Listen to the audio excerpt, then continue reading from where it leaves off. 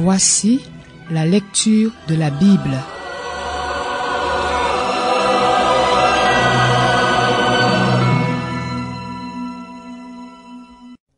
Lévitique, chapitre 14. L'Éternel dit à Moïse: Voici quelle sera la loi sur le lépreux pour le jour de sa purification. On l'amènera devant le prêtre. Le prêtre sortira du camp et examinera le lépreux. Si le lépreux est guéri de la plaie de la lèpre, le prêtre ordonnera que l'on prenne, pour celui qui doit être purifié, 2 oiseaux vivants et purs, du bois de cèdre, du cramoisi et de l'hysope. Le prêtre ordonnera qu'on égorge l'un des oiseaux sur un vase de terre, sur de l'eau vive. Il prendra l'oiseau vivant, le bois de cèdre, le cramoisi et l'hysope, et il les trempera avec l'oiseau vivant dans le sang de l'oiseau égorgé sur l'eau vive. Il fera 7 fois l'aspersion sur celui qui doit être purifié de la lèpre. Puis il le déclarera pur et lâchera l'oiseau vivant dans les champs. Celui qui se purifie lavera ses vêtements, rasera tous ses poils et se baignera dans l'eau. Il sera pur. Ensuite il pourra entrer dans le camp, mais il restera 7 jours à l'extérieur de sa tente. Le 7e jour, il rasera tous ses poils, sa tête, sa barbe, ses sourcils, il rasera tous ses poils. Il lavera ses vêtements et baignera son corps dans l'eau, il sera pur. Le 8e jour, il prendra 2 agneaux sans défaut et une brebis d'1 an sans défaut, une offrande de 6 litres et demi de fleur de farine pétrie à l'huile et 3 décilitres d'huile. Le prêtre qui fait la purification présentera l'homme qui se purifie et tous ses éléments devant l'Éternel, à l'entrée de la tente de la rencontre. Le prêtre prendra l'un des agneaux et l'offrira en sacrifice de culpabilité avec les 3 décilitres d'huile. Il fera avec eux le geste de présentation devant l'Éternel. Il égorgera l'agneau à l'endroit où l'on égorge les victimes expiatoires et les holocaustes, dans le lieu saint. En effet, dans le sacrifice de culpabilité comme dans le sacrifice d'expiation, la victime est pour le prêtre. C'est une chose très sainte. Le prêtre prendra du sang de la victime de culpabilité. Il en mettra sur le lobe de l'oreille droite de celui qui se purifie, sur le pouce de sa main droite et sur le gros orteil de son pied droit. Le prêtre prendra la mesure d'huile et il en versera dans le creux de sa main gauche. Il trempera le doigt de sa main droite dans l'huile qui est dans le creux de sa main gauche, et il fera avec le doigt 7 fois l'aspersion de l'huile devant l'Éternel. Il mettra de l'huile qui lui reste dans la main sur le lobe de l'oreille droite de celui qui se purifie, sur le pouce de sa main droite et sur le gros orteil de son pied droit, par-dessus le sang de la victime de culpabilité. Le prêtre mettra ce qui lui reste d'huile dans la main sur la tête de celui qui se purifie afin de faire l'expiation pour lui devant l'Éternel. Puis il offrira le sacrifice d'expiation et il fera l'expiation pour celui qui se purifie de sa souillure. Ensuite il égorgera l'holocauste. Il offrira sur l'autel l'holocauste et l'offrande. C'est ainsi que le prêtre fera l'expiation pour cette personne et elle sera pure. Si la personne est pauvre et ne dispose pas de moyens suffisants, elle prendra un seul agneau qui sera offert en sacrifice de culpabilité avec le geste de présentation et avec lequel on fera l'expiation pour elle. Elle prendra 2 litres de fleur de farine pétrie à l'huile pour l'offrande et 3 décilitres d'huile. Elle prendra aussi 2 tourterelles ou 2 jeunes pigeons en fonction de ses moyens, l'un pour le sacrifice d'expiation, l'autre pour l'holocauste. Le 8e jour, elle apportera tous ces éléments au prêtre à l'entrée de la tente de la rencontre, devant l'Éternel, pour sa purification. Le prêtre prendra l'agneau destiné au sacrifice de culpabilité et les 3 décilitres d'huile, et il fera avec eux le geste de présentation devant l'Éternel. Il égorgera l'agneau du sacrifice de culpabilité, prendra du sang de la victime de culpabilité et en mettra sur le lobe de l'oreille droite de celui qui se purifie, sur le pouce de sa main droite et sur le gros orteil de son pied droit. Le prêtre versera de l'huile dans le creux de sa main gauche. Il fera avec le doigt de sa main droite 7 fois l'aspersion de l'huile qui est dans sa main gauche devant l'Éternel.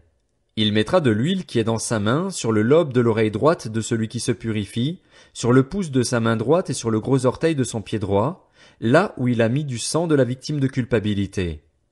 Le prêtre mettra ce qui lui reste d'huile dans la main sur la tête de celui qui se purifie afin de faire l'expiation pour lui devant l'Éternel. Puis il offrira l'une des tourterelles ou l'un des jeunes pigeons que la personne aura pu se procurer, l'un en sacrifice d'expiation, l'autre en holocauste avec l'offrande. C'est ainsi qu'il fera l'expiation devant l'Éternel pour celui qui se purifie. Telle est la loi pour la purification de celui qui a une plaie de lèpre et qui ne dispose pas de moyens suffisants. L'Éternel dit à Moïse et à Aaron: Lorsque vous serez entrés dans le pays de Canaan dont je vous donne la possession, si je mets une plaie de lèpre sur une maison du pays que vous posséderez, le propriétaire de la maison ira le déclarer au prêtre en disant « J'aperçois comme une plaie dans ma maison ». Avant d'entrer dans la maison pour examiner la plaie, le prêtre ordonnera qu'on la vide afin que tout ce qu'elle contient ne devienne pas impur. Après cela, il entrera pour examiner la maison. Le prêtre examinera la plaie. S'il voit qu'elle se présente sur les murs de la maison sous forme de cavités verdâtres ou rougeâtres qui font un creux dans le mur, il sortira de la maison et, quand il sera à la porte, il fera fermer la maison pour 7 jours. Il y retournera le 7e jour. S'il voit que la plaie s'est étendue sur les murs de la maison, il ordonnera qu'on enlève les pierres attaquées de la plaie et qu'on les jette à l'extérieur de la ville, dans un endroit impur. Il fera racler tout l'intérieur de la maison et l'on jettera à l'extérieur de la ville, dans un endroit impur, la poussière qu'on aura raclée. On prendra d'autres pierres que l'on mettra à la place des premières, et l'on prendra un autre mortier pour recrépir la maison. Si la plaie apparaît de nouveau dans la maison après qu'on a enlevé les pierres, raclé et recrépi la maison, le prêtre y retournera. S'il voit que la plaie s'est étendue dans la maison, c'est une lèpre durable dans la maison. Elle est impure. On démolira la maison, les pierres, le bois et tout le mortier de la maison. On portera ces éléments à l'extérieur de la ville dans un endroit impur.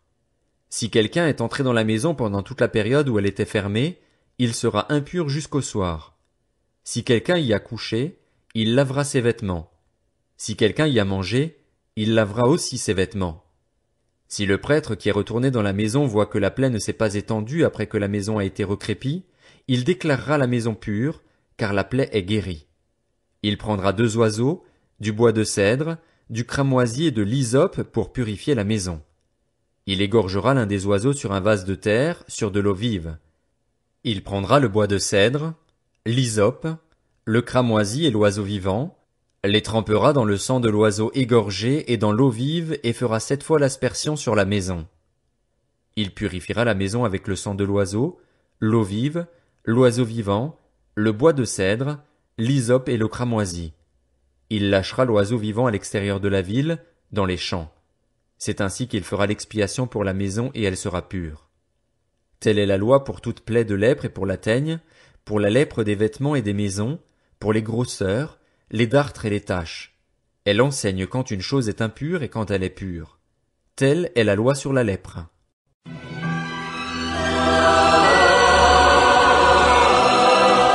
C'était la lecture de la Bible.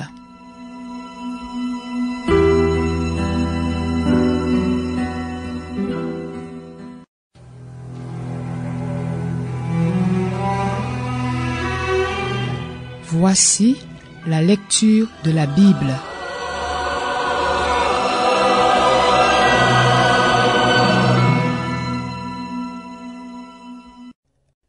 Lévitique, chapitre 15. L'Éternel dit à Moïse et à Aaron, « Transmettez ces instructions aux Israélites. Tout homme qui a une blénorragie est par la même impur. Il est impur à cause de sa blénorragie. Que son corps laisse couler l'écoulement ou le retienne, il est impur. Tout lit sur lequel il couchera sera impur et tout objet sur lequel il s'assiera sera impur. Si quelqu'un touche son lit, il lavera ses vêtements, se lavera dans l'eau et sera impur jusqu'au soir. Si quelqu'un s'assied sur l'objet sur lequel lui-même s'est assis, il lavera ses vêtements, se lavera dans l'eau et sera impur jusqu'au soir. Si quelqu'un touche son corps, il lavera ses vêtements, se lavera dans l'eau et sera impur jusqu'au soir. S'il crache sur un homme pur, cet homme lavera ses vêtements, se lavera dans l'eau et sera impur jusqu'au soir. Toute selle sur laquelle il voyagera sera impure. Si quelqu'un touche un objet qui a été sous lui, il sera impur jusqu'au soir et, si quelqu'un porte un tel objet, il lavera ses vêtements, se lavera dans l'eau et sera impur jusqu'au soir. S'il touche quelqu'un sans s'être lavé les mains dans l'eau, cette personne lavera ses vêtements, se lavera dans l'eau et sera impur jusqu'au soir. Tout vase de terre qu'il touchera sera brisé et tout vase de bois sera lavé dans l'eau. Lorsqu'il sera purifié de son écoulement, il comptera encore 7 jours pour sa purification, puis il lavera ses vêtements, lavera son corps avec de l'eau vive et il sera pur. Le 8e jour, il prendra 2 tourterelles ou 2 jeunes pigeons, ira devant l'Éternel à l'entrée de la tente de la rencontre et les donnera au prêtre. Le prêtre les offrira, l'un en sacrifice d'expiation et l'autre en holocauste. Il fera l'expiation pour lui devant l'Éternel à cause de son écoulement. L'homme qui aura une éjaculation lavera tout son corps dans l'eau et sera impur jusqu'au soir. On lavera dans l'eau tout vêtement et tout cuir touché par le sperme, et ils seront impurs jusqu'au soir. Si une femme a couché avec un tel homme, ils se laveront tous les deux et seront impurs jusqu'au soir. La femme qui aura un écoulement de sang restera 7 jours dans la souillure de ses règles. Si quelqu'un la touche, il sera impur jusqu'au soir. Tout lit sur lequel elle couchera pendant ses règles sera impur et tout objet sur lequel elle s'assiera sera impur. Si quelqu'un touche son lit, il lavera ses vêtements, se lavera dans l'eau et sera impur jusqu'au soir. Si quelqu'un touche un objet sur lequel elle s'est assise, il lavera ses vêtements, se lavera dans l'eau et sera impur jusqu'au soir. S'il y a quelque chose sur le lit ou l'objet sur lequel elle s'est assise, celui qui y touchera sera impur jusqu'au soir. Si un homme couche avec elle, si la souillure des règles de cette femme vient sur lui, il sera impur pendant 7 jours et tout lit sur lequel il couchera sera impur. La femme qui aura un écoulement de sang pendant plusieurs jours en dehors de ses règles, ou dont les règles dureront plus que d'habitude, sera impure pendant toute la période de son écoulement, comme pendant ses règles. Tout lit sur lequel elle couchera pendant la période de cet écoulement sera comme le lit de ses règles, et tout objet sur lequel elle s'assiera sera impur comme lors de ses règles. Si quelqu'un les touche, il sera impur. Il lavera ses vêtements, se lavera dans l'eau et sera impur jusqu'au soir. Lorsqu'elle sera purifiée de son écoulement, elle comptera encore 7 jours après lesquels elle sera pure. Le 8e jour, elle prendra 2 tourterelles ou 2 jeunes pigeons et elle les apportera au prêtre à l'entrée de la tente de la rencontre. Le prêtre offrira l'un en sacrifice d'expiation et l'autre en holocauste, et il fera l'expiation pour elle devant l'Éternel à cause de l'écoulement qui la rendait impure. Vous éloignerez les Israélites de ce qui les met en état d'impureté, ainsi ils ne mourront pas pour avoir rendu impure mon habitation au milieu d'eux. Telle est la loi pour l'homme qui a une blénorragie ou qui est impur en raison d'une éjaculation, pour la femme qui a ses règles, pour l'homme ou la femme qui a un écoulement et pour l'homme qui couche avec une femme impure.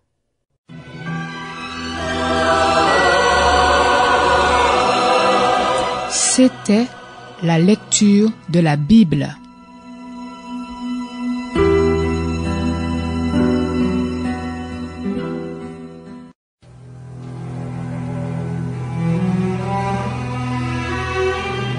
Voici la lecture de la Bible.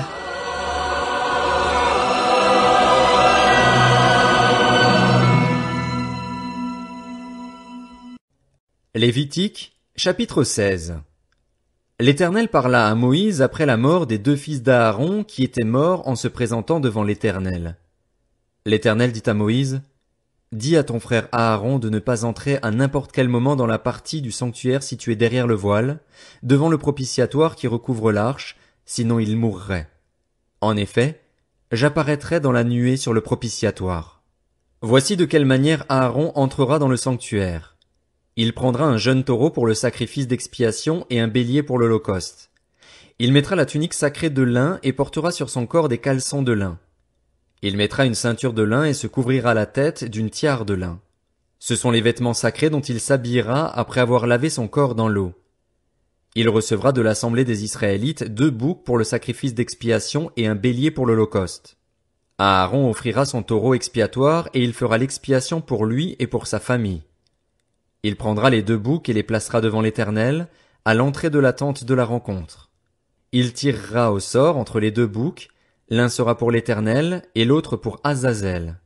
Il fera approcher le bouc tiré au sort pour l'Éternel et il l'offrira en sacrifice d'expiation. Le bouc tiré au sort pour Azazel sera placé vivant devant l'Éternel, afin de servir à faire l'expiation et d'être lâché dans le désert pour Azazel. Aaron offrira son taureau expiatoire et fera l'expiation pour lui et pour sa famille. Il égorgera son taureau expiatoire. Il prendra un brûle-parfum plein de charbons ardents pris sur l'autel devant l'Éternel et 2 poignées de parfums odoriférants en poudre, et il portera ces éléments derrière le voile. Il mettra le parfum sur le feu devant l'Éternel, afin que la nuée du parfum couvre le propitiatoire qui est sur le témoignage, et il ne mourra pas. Il prendra du sang du taureau et fera l'aspersion avec son doigt sur le devant du propitiatoire, du côté est. Il fera avec son doigt 7 fois l'aspersion du sang devant le propitiatoire. Il égorgera le bouc expiatoire pour le peuple et emportera le sang derrière le voile. Il fera avec ce sang comme il a fait avec le sang du taureau, il en fera l'aspersion sur le propitiatoire et devant le propitiatoire. C'est ainsi qu'il fera l'expiation pour le sanctuaire à cause des impuretés des Israélites et de toutes les transgressions par lesquelles ils ont péché. Il fera de même pour la tente de la rencontre, qui est établie avec eux au milieu de leurs impuretés. Il n'y aura personne dans la tente de la rencontre lorsqu'il entrera pour faire l'expiation dans le sanctuaire, jusqu'à ce qu'il en sorte. Il fera l'expiation pour lui et sa famille, ainsi que pour toute l'assemblée d'Israël. Lorsqu'il sortira, il ira vers l'autel qui est devant l'Éternel, et il fera l'expiation pour l'autel. Il prendra du sang du taureau et du bouc, et il en mettra sur les cornes du pourtour de l'autel. Il fera avec son doigt 7 fois l'aspersion du sang sur l'autel. Il le purifiera et le reconsacrera à cause des impuretés des Israélites. Lorsqu'Aaron aura fini de faire l'expiation pour le sanctuaire, pour la tente de la rencontre et pour l'autel, il fera approcher le bouc vivant. Il posera ses 2 mains sur la tête du bouc vivant et confessera sur lui toutes les fautes des Israélites et toutes les transgressions par lesquelles ils ont péché. Il les mettra sur la tête du bouc, puis il le chassera dans le désert avec l'aide d'un homme prêt pour cette fonction. Le bouc emportera sur lui toutes leurs fautes dans une terre aride, il sera chassé dans le désert. Aaron entrera dans la tente de la rencontre, il quittera les vêtements de lin qu'il avait mis en entrant dans le sanctuaire et les déposera là. Il lavera son corps avec de l'eau dans un endroit saint et reprendra ses vêtements. Puis il sortira, offrira son holocauste et l'holocauste du peuple, et fera l'expiation pour lui et pour le peuple. Il brûlera sur l'autel la graisse de la victime expiatoire. Celui qui aura chassé le bouc pour Azazel lavera ses vêtements et lavera son corps dans l'eau. Après cela, il rentrera dans le camp. On emportera à l'extérieur du camp le taureau expiatoire et le bouc expiatoire dont on a porté le sang dans le sanctuaire pour faire l'expiation, et l'on brûlera au feu leur peau, leur viande et leurs excréments. Celui qui les brûlera lavera ses vêtements et lavera son corps dans l'eau. Après cela, il rentrera dans le camp. C'est pour vous une prescription perpétuelle. Le 10e jour du 7e mois, vous vous humilierez, vous ne ferez aucun travail, ni l'Israélite ni l'étranger en séjour parmi vous. En effet, ce jour-là on fera l'expiation pour vous afin de vous purifier, vous serez purifiés de tous vos péchés devant l'Éternel. Ce sera pour vous un sabbat, un jour de repos, et vous vous humilierez. C'est une prescription perpétuelle. Celui qui fera l'expiation, c'est le prêtre désigné par onction et établi dans ses fonctions pour succéder à son père en tant que grand prêtre. Il mettra des vêtements de lin, des vêtements sacrés. Il fera l'expiation pour le saint sanctuaire, il fera l'expiation pour la tente de la rencontre et pour l'autel, et il fera l'expiation pour les prêtres et pour tout le peuple de l'assemblée. Ce sera pour vous une prescription perpétuelle. 1 fois par année se fera l'expiation pour les Israélites à cause de leurs péchés. On fit ce que l'Éternel avait ordonné à Moïse.